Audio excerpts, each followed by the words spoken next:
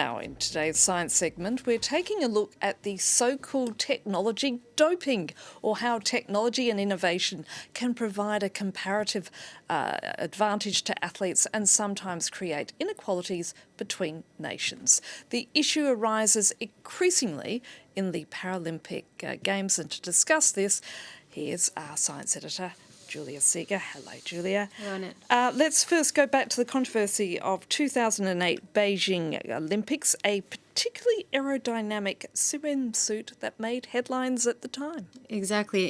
During the 2008 Beijing Olympics, 25 new world swimming records were set, and that hadn't happened since 1976, when swimmers had for the first time worn goggles. Now, at the time in 2008, there was, of course, the Michael Phelps phenomenon, but there was also this brand new swimming suit, the Speedo Laser Racer Supersuit, and it was co-developed by NASA. They used a hydrophobic material that reduces water drag, water resistance by 38%, and hence had increased the speed of swimmers by 4%, which can make a difference between a gold and a silver medal, of course. Now, they realized after the Olympics that 98% of all swimmers who had won a medal were actually wearing that swimming suit, and it was later banned.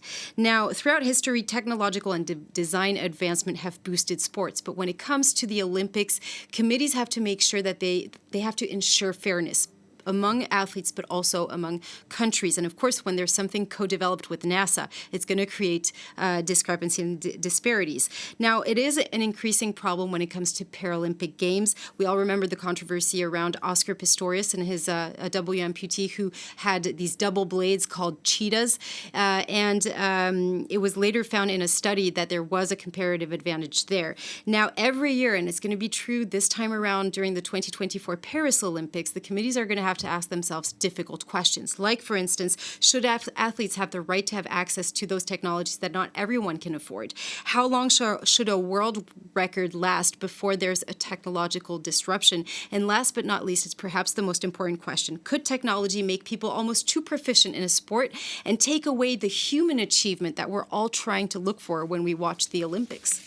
And this is what we're calling technological doping, a problem which you just pointed out that rises even more so in the Paralympic Games.